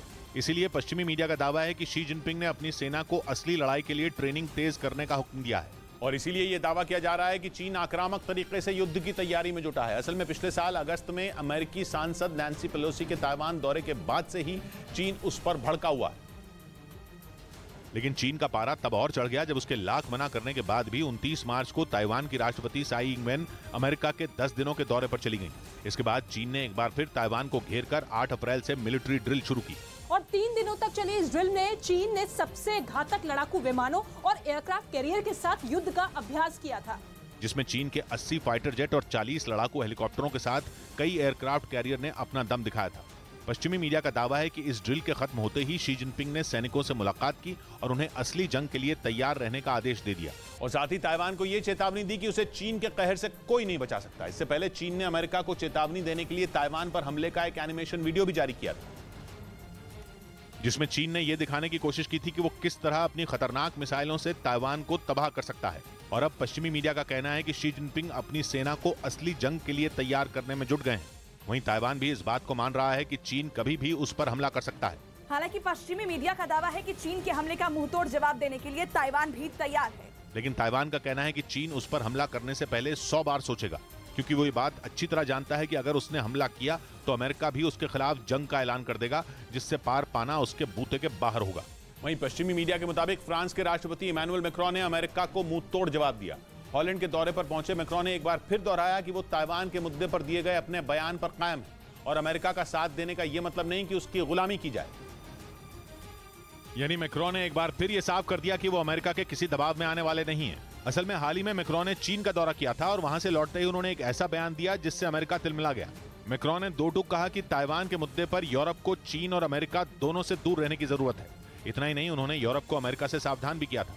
मैक्रों ने दावा किया कि जब जब यूरोप ने अमेरिका का साथ दिया उसे नुकसान ही हुआ और उनकी इसी बात से अमेरिका के पूर्व राष्ट्रपति डोनाल्ड ट्रंप बुरी तरह भड़क गए और उन्होंने मैक्रों के लिए अपशब्दों का इस्तेमाल कर दिया। अमेरिकी न्यूज चैनल फॉक्स न्यूज के मुताबिक ट्रंप ने ताइवान पर दिए गए मैक्रों के बयान पर जमकर भड़ास निकाली। उन्होंने यह तक दावा कर दिया कि फ्रांस अब चीन के पाले में जा रहा है, क्योंकि फ्रांस के राष्ट्रपति चीन के गुणगान में लगे हैं। ट्रंप ने मैक्रों पर तंज किया कि उनके दोस्त अब चीन के पिछलग्गू हो गए हैं। कहा जा रहा है कि ट्रंप के इसी बयान पर मैक्रों ने जोरदार पलटवार किया और उन्होंने ये साबित करने की कोशिश की कि अमेरिका अपने साथियों पर ही दबाव बनाता है। इसी वजह से मैक्रों ने ये बात खुलकर कह दिया है कि यूरोप अमेरिका का तो साथी है, लेकिन उसकी गुलामी नहीं कर सकता। यानी यूरोप हर मुद्दे पर आंख मूंद कर अमेरिका के पीछे नहीं चल सकता, जैसा कि वो अब तक करता रहा है। रूस और यूक्रेन की जंग में भी यूरोप के देश अमेरिका की अगुवाई में ही उतरे हैं, लेकिन ताइवान के मुद्दे पर मैक्रों के इस रुख के बाद यूरोप भी अमेरिका से कन्नी काट सकता है। और कहा जा रहा है कि इसी वजह से अमेरिका बुरी तरह तिलमिलाया हुआ है। हालांकि अमेरिका की तरफ से मैक्रों के बयान पर कोई सीधी प्रतिक्रिया नहीं आई, लेकिन वहां के पूर्व राष्ट्रपति ट्रंप ने मैक्रों के लिए अपशब्दों का इस्तेमाल जरूर कर दिया, क्योंकि अमेरिका को यह बर्दाश्त ही नहीं हो रहा कि फ्रांस उसके दुश्मन चीन के करीब जा रहा है। अमेरिका ताइवान के मुद्दे पर चीन की नकेल कसने की कोशिश में जुटा है। वो ताइवान को बार बार यह भरोसा दिला रहा है कि चीन के खिलाफ वो दुनिया के ज्यादातर देशों को एकजुट कर लेगा। यानी अगर जंग हुई तो यूक्रेन की तरह ही दुनिया के कई बड़े देश ताइवान के लिए भी खड़े हो जाएंगे। लेकिन मैक्रों के एक बयान ने उनकी राह मुश्किल कर दी, क्योंकि उन्होंने यूरोप को चीन और अमेरिका के टकराव से बचने के साथ यूक्रेन युद्ध से भी पीछे हटने की नसीहत दी। कहा जा रहा है कि इससे अमेरिका की चिंता जरूर बढ़ी होगी, क्योंकि अगर यूरोप ने हाथ खींच लिया तो चीन और रूस से निपटना अमेरिका के लिए मुश्किल हो जाएगा। इधर कर्नाटक के उडुपी जिले में पहुंचे मुख्यमंत्री बसवराज बोम्मई के हेलीपैड के पास आग लग गई। वो अपने परिवार के साथ वहां एक मंदिर में दर्शन करने के लिए पहुंचे थे, लेकिन बसवराज बोम्मई के हेलीकॉप्टर के उतरते ही वहां हेलीपैड के करीब आग भड़क गई, जिसके बाद वहां अफरा तफरी मच गई। फौरन दमकल कर्मी आग बुझाने में जुट गए। बताया गया कि हेलीकॉप्टर के पंखे की वजह से वहां आग भड़की। हालांकि दमकल कर्मियों ने कड़ी मशक्कत के बाद उस आग पर काबू पा लिया, जिसके बाद बसवराज बोम्मई अपने परिवार के साथ मंदिर में दर्शन के लिए जा सके। वहीं भारत के एक्सपोर्ट में बीते कारोबारी साल में बड़ा उछाल आने की खबर आई। बीते कारोबारी साल में देश का एक्सपोर्ट 13% से भी ज्यादा बढ़ गया और भारत का कुल एक्सपोर्ट 77,018 करोड़ डॉलर पर पहुंच गया। सेवाओं के मामले में भी भारत का एक्सपोर्ट रिकॉर्ड स्तर पर पहुंच गया और कुल 32,272 करोड़ डॉलर दर्ज किया गया। इसमें एक साल पहले के मुकाबले 27% का उछाल दर्ज किया गया। उधर अमेरिका ने रूस और चीन की हाइपरसोनिक मिसाइलों के वार से बचने के लिए अंतरिक्ष में सैटेलाइटें लॉन्च करनी शुरू कर दी। अमेरिका की सेना स्पेस में सैकड़ों छोटे छोटे उपग्रहों का ऐसा जाल बना रही है जो हाइपरसोनिक मिसाइल तक की काट निकाल देगा।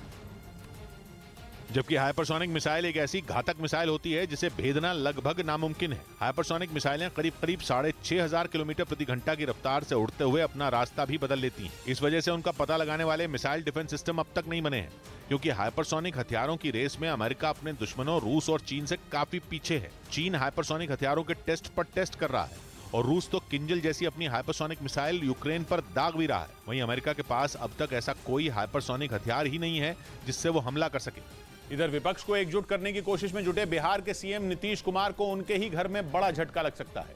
बिहार में जेडीयू और आरजेडी के गठबंधन में शामिल हिंदुस्तानी आवाम मोर्चा के अध्यक्ष जीतन राम मांझी भी दिल्ली पहुंच गए और गृह मंत्री अमित शाह से मिलने पहुंचे, जिसे नीतीश कुमार के लिए बड़ा झटका कहा जाने लगा। माना जा रहा है कि जीतन राम मांझी की पार्टी हिंदुस्तानी आवाम मोर्चा को एनडीए में शामिल करने पर बैठक में चर्चा हुई। हालांकि बैठक के बाद जीतन राम मांझी ने साफ कहा कि उनकी वफादारी नीतीश कुमार की तरफ है। हमने भावुक कसम खाया है कि हम नीतीश कुमार के साथ रहेंगे। लेकिन मुलाकात की टाइमिंग ने सवाल खड़े कर दिए। नीतीश कुमार 3 दिन के दौरे पर दिल्ली में हैं और विपक्ष के नेताओं को एकजुट करने के मिशन पर हैं। राहुल गांधी के अलावा वो अरविंद केजरीवाल से भी बात कर चुके हैं। यहाँ तक कि उनकी लेफ्ट पार्टियों के नेताओं से भी बातचीत की खबर है। एक दिन पहले ही उन्होंने कहा था कि जब विपक्ष की अगली बैठक होगी तो लोगों को उनकी शक्ति दिखाई देगी। जिस दिन बैठेंगे ना एक साथ, उस दिन जानिएगा बहुत ज्यादा लोग इकट्ठा होंगे। हालांकि जीतन राम मांझी की अमित शाह से मुलाकात जेडीयू को भी डराने वाली है। इस बीच भारत के दौरे पर आई यूक्रेन की डिप्टी विदेश मंत्री ने भारत के राष्ट्रीय सुरक्षा सलाहकार अजीत डोभाल को यूक्रेन आने का न्योता भेज दिया। वहीं कुछ अहम मांगे भी उन्होंने भारत के सामने रखी, जिससे ये साफ हो गया कि यूक्रेन को भारत से बड़ी उम्मीदें हैं। यूक्रेन के उप विदेश मंत्री एमिने ज़पार ने एक बड़ा बयान दिया। उन्होंने साफ कहा कि राष्ट्रीय सुरक्षा सलाहकार अजीत डोभाल को कीव आना चाहिए। Today, India plays a very important role in the world. NSA Doval इससे पहले मॉस्को का दौरा भी कर चुके हैं। यूक्रेन ने खास तौर पर उनकी रूस की यात्रा का जिक्र किया। यूक्रेन के उप विदेश मंत्री को लगता है कि भारत को कीव जाकर यूक्रेन के हालात देखने चाहिए। यूक्रेन की मंत्री के भारत आने का बड़ा कारण कुछ और भी है। यूक्रेन को लगता है कि भारत चाहे तो G20 की बैठक में यूक्रेन का पक्ष रखा जा सकता है। उधर पंजाब के तरन तारण और अमृतसर में भगोड़े अमृतपाल के पोस्टर लगाए गए। एक रोज पहले गुरदासपुर रेलवे स्टेशन पर भी उसके पोस्टर चिपकाए गए थे। लेकिन अब ये पोस्टर पंजाब पुलिस की तरफ से कई जिलों में लगाए गए, जिनमें फोन नंबर भी दिए गए, जिससे अगर किसी को भी भगोड़े अमृतपाल का पता चले तो वो इन नंबरों पर संपर्क कर उसकी जानकारी दे सकता है। उसका पता बताने वाले को इनाम देने का भी ऐलान किया गया। पोस्टरों के जरिए ये भी साफ किया गया कि अमृतपाल के बारे में जानकारी देने वाले का नाम गोपनीय रखा जाएगा। इधर पुलिस सूत्रों के हवाले से खबर है कि भगोड़ा अमृतपाल राजस्थान के किसी जिले में छिपा हुआ है। यही नहीं, अमृतपाल वहां से पाकिस्तान भागने की फिराक में है। और सुरक्षा एजेंसियों से यह खबर मिलते ही राजस्थान के कई जिलों में सर्च ऑपरेशन शुरू कर दिया गया। पुलिस सूत्रों के मुताबिक भगोड़ा अमृतपाल राजस्थान के हनुमानगढ़ या श्रीगंगानगर में छिपा हो सकता है। इस बात की जानकारी मिलते ही पंजाब और राजस्थान पुलिस ने मिलकर कई जगहों पर छापेमारी की। हमारी टीमें काम कर रही हैं, कुछ इनपुट है। पुलिस सूत्रों का कहना है कि 18 मार्च से फरार अमृतपाल सीमा पार कर पाकिस्तान भागने की फिराक में। हालांकि पुलिस ने इन 2 जिलों के अलावा बीकानेर, जैसलमेर और बाड़मेर में भी अलर्ट जारी कर दिया। खबर यह भी है कि हनुमानगढ़ से पुलिस ने अमृतपाल के एक करीबी को हिरासत में लेकर पूछताछ शुरू कर दी। उधर पश्चिमी मीडिया ने अमेरिका के लीक हुए खुफिया दस्तावेजों के हवाले से यह दावा किया कि ब्रिटेन ने अपनी स्पेशल मिलिट्री फोर्स यूक्रेन में तैनात कर दी, जो जेलेंस्की की सेना के साथ मिलकर रूस की फौज से सीधी टक्कर ले रही है। यानी अब तक हथियार और गोला बारूद देकर यूक्रेन की मदद करने वाले ब्रिटेन के सैनिक अब पुतिन की सेना से सीधी लड़ाई लड़ रहे हैं। अमेरिका के लीक खुफिया दस्तावेजों के मुताबिक ब्रिटिश स्पेशल मिलिट्री फोर्स की 50 टुकड़ियां यूक्रेन में मौजूद हैं, तो वहीं अमेरिका की 14, लातविया की 17, फ्रांस की 15 और हॉलैंड की 1 सैन्य टुकड़ी यूक्रेन में रूस की सेना से युद्ध लड़ रही है। हालांकि लीक दस्तावेजों से इस बात की जानकारी नहीं मिली कि यूक्रेन में नेटो देशों की फोर्स किन किन इलाकों में तैनात है। वहीं यूक्रेन और ब्रिटेन के रक्षा मंत्रियों ने इन दावों को खारिज कर लीक दस्तावेजों की जानकारियों को गलत बता दिया। इस बीच पश्चिमी मीडिया की तरफ से यह दावा किया गया कि यूक्रेन में जंग लड़ने के लिए रूस बड़ी संख्या में सैनिकों की भर्ती करने में जुट गया। इसके लिए वहां की संसद ने सेना में सेवा से जुड़े कानून को मंजूरी दे दी, जिसके मुताबिक रूस की सेना में बुलाए गए किसी भी आदमी को देश से बाहर जाने की मंजूरी नहीं होगी। नए कानून में डिजिटल समन्स यानी ईमेल, टेलीग्राम या सोशल मीडिया अकाउंट के जरिए बुलावे का नोटिस भेजने का भी जिक्र है। नोटिस मिलने के बाद 20 दिनों के अंदर लोगों को सेना के नजदीकी भर्ती कार्यालय में पहुंचना होगा और वहां नहीं पहुंचने पर लोगों को सजा देने का प्रावधान है। इस नए कानून को रूस की सेना में जरूरी भर्ती योजना का हिस्सा माना जा रहा है। हालांकि इस कानून को अभी रूस के ऊपरी सदन की मंजूरी मिलनी बाकी है। लेकिन इस कानून ने रूस के लोगों की चिंता बढ़ा दी। उन्हें इस बात का डर सता रहा है कि यूक्रेन युद्ध के लिए उन्हें सेना में जबरन भर्ती किया जाएगा। क्योंकि पश्चिमी मीडिया का दावा है कि यूक्रेन जंग में रूस की फौज में सैनिकों की भारी कमी हो गई है, जिससे पुतिन की टेंशन बढ़ गई है। इसी वजह से पिछले साल सितंबर में उन्होंने घोषणा की थी कि सेना में और 3 लाख सैनिकों की भर्ती की जाएगी। पश्चिमी मीडिया के मुताबिक उनकी इस घोषणा के बाद रूस से पलायन बढ़ गया था। खासकर वहां के युवा तेजी से दूसरे देशों की ओर जाने लगे थे। और अमेरिकी अखबार वॉशिंगटन पोस्ट की रिपोर्ट के मुताबिक बीते 1 साल में 14 करोड़ की आबादी वाले रूस में देश छोड़ने वालों की संख्या 9 लाख के पार हो गई। सबसे ज्यादा 1,12,000 नागरिक जॉर्जिया चले गए। इसके बाद कजाकिस्तान और सर्बिया में भी 1-1 लाख से ज्यादा लोग गए। और पलायन करने वाले लोगों में ज्यादातर युवा थे, जिन्हें रोकने के लिए पुतिन ने नया कानून बनाया और उसे संसद के निचले सदन से मंजूरी भी मिल गई है। इधर गडकरी धमकी मामले में जयेश पुजारी नाम के आरोपी के पीएफआई यानी पॉपुलर फ्रंट ऑफ इंडिया और आतंकी संगठन लश्कर से कनेक्शन सामने आए। केंद्रीय मंत्री नितिन गडकरी को कुछ रोज पहले फोन के जरिए जान से मारने की धमकी मिली थी। और इस मामले में कार्रवाई करते हुए जयेश पुजारी नाम के आरोपी को हिरासत में ले लिया गया था। नागपुर पुलिस के मुताबिक आरोपी के पीएफआई यानी पॉपुलर फ्रंट ऑफ इंडिया और लश्कर तैयबा से लिंक सामने आने के बाद उस पर यूएपीए लगाया गया। उधर बांग्लादेश में घुसपैठ के चीन के प्लान को भारत और जापान ने मिलकर फेल कर दिया, क्योंकि ये दोनों देश मिलकर वहां बंदरगाह बना रहे हैं। भारत और जापान ने वहां मातारबाड़ी बंदरगाह पर काम शुरू किया, जो चीन के गाल पर जोरदार तमाचा है, क्योंकि चीन बांग्लादेश के सोनादिया में बंदरगाह बनाना चाहता है, लेकिन वहां की सरकार ने चीन का प्रस्ताव ठुकरा दिया। जबकि भारत और जापान सोनादिया से ही कुछ दूरी पर मातारबाड़ी बंदरगाह बना रहे हैं। ये बंदरगाह सोनादिया के उत्तर में कॉक्स बाजार में बन रहा है, जिससे भारत के पूर्वोत्तर राज्यों समेत नेपाल और भूटान तक व्यापार का रास्ता खुलेगा। जबकि चीन का बांग्लादेश के हिस्से में घुसपैठ का प्लान फेल हो गया। हालांकि उसने निवेश और लोन का लालच देकर बांग्लादेश सरकार को शीशे में उतारने की कोशिश की थी, लेकिन उसकी दाल नहीं गली। या यूं कहें कि भारत और जापान प्रस्ताव के आगे चीन का प्रस्ताव कमजोर पड़ गया। जापान और भारत ने बांग्लादेश में इस प्रोजेक्ट के लिए अच्छी खासी रकम निवेश की है और बंगाल की खाड़ी में एक ऐसी जगह पोर्ट बनाना शुरू किया जहां से विकास का रास्ता खुलेगा, क्योंकि बंगाल की खाड़ी श्रीलंका, बांग्लादेश और भारत के अंडमान निकोबार तक फैली है और इस पोर्ट से करीब 30 करोड़ लोगों को फायदा होगा। जापान तो इस पूरे इलाके को इंडस्ट्रियल हब बनाना चाहता है, या यूं कहें कि खुलेआम चीन के इरादों पर पानी फेरना चाहता है, क्योंकि हिंद महासागर में चीन की एक और चाल फेल हो चुकी है। वहीं ग्रीस के साथ भारत का एक अभ्यास तुर्की के लिए टेंशन बना हुआ है। अगले हफ्ते शुरू होने वाले इस अभ्यास के लिए भारत के कई एयरक्राफ्ट ग्रीस पहुंच चुके हैं। भारत के साथ हो रहा ग्रीस का यह अभ्यास कई लिहाज से अहम है, और न केवल ग्रीस के लिए बल्कि भारत के लिए भी। लेकिन ग्रीस का पड़ोसी देश तुर्की टेंशन में है। भारतीय वायुसेना के कुछ एयरक्राफ्ट 27 मार्च को ही ग्रीस पहुंच गए थे। मिराज 2000 फाइटर जेट के साथ ग्रीस की वायुसेना के लड़ाकू विमान अभ्यास भी कर चुके हैं। लेकिन ग्रीस और भारत का ये सहयोग ग्रीस के लिए बेहद अहम है। इस अभ्यास के जरिए ग्रीस पूर्वी भूमध्य सागर और फारस की खाड़ी तक अपना असर दुनिया को दिखा पाएगा। इस अभ्यास का नाम गीता रखा गया है, जो भारत के पवित्र धार्मिक ग्रंथ का नाम है। इसीलिए इस अभ्यास के जरिए भारत और ग्रीस की दोस्ती भी दुनिया के सामने आ गई। जबकि ग्रीस का पड़ोसी देश तुर्की अक्सर कश्मीर के मुद्दे पर पाकिस्तान की तरफदारी वाले बयान देता रहा है। इसलिए भारत से ग्रीस की दोस्ती तुर्की की भी टेंशन बढ़ा रही है। तुर्की को डर यह है कि अगर भारत का साथ ग्रीस को मिल गया तो ग्रीस का पलड़ा काफी भारी हो जाएगा। यह अभ्यास 18 अप्रैल को शुरू होगा और 28 अप्रैल तक चलेगा। पहली बार भारतीय वायुसेना ग्रीस में किसी अभ्यास में शामिल होगी। माना जा रहा है कि दोनों देशों की स्पेशल ऑपरेशंस करने वाली टीमें भी इस अभ्यास में शामिल होंगी। उधर ब्रिटेन के अखबार फाइनेंशियल टाइम्स ने दावा किया कि जर्मनी के बैंक डॉयचे बैंक ने रूस में अपना काम समेट लिया। बैंक ने कंपनी में काम करने वाले 500 कर्मचारियों को मुआवजा देने की पेशकश की और डॉयचे बैंक ने वहां अपने सॉफ्टवेयर का काम देखने वाली कंपनी को बंद कर दिया, क्योंकि यूक्रेन पर रूस के हमले के बाद इस बैंक को उसके साथ संबंध रखने पर कई निवेशकों और राजनेताओं की आलोचना का सामना करना पड़ा था। पिछले दिनों डॉयचे बैंक के शेयरों में भी भारी गिरावट आई थी, जिसकी वजह से इस पर डूबने का खतरा मंडराने लगा। बस बातों की मधुराई है, बस बातों की मधुराई है और अंतर काई काई है। 100 बात की बात, एक बात कही संदेश ने, खुद बारूद डरा सहमा है जब से आग मुस्कुराई है। मिलते हैं कल, घड़ी जब इशारा करेगी 9 बजे रात का। वक्त फिर होगा 100 बात की एक बात का।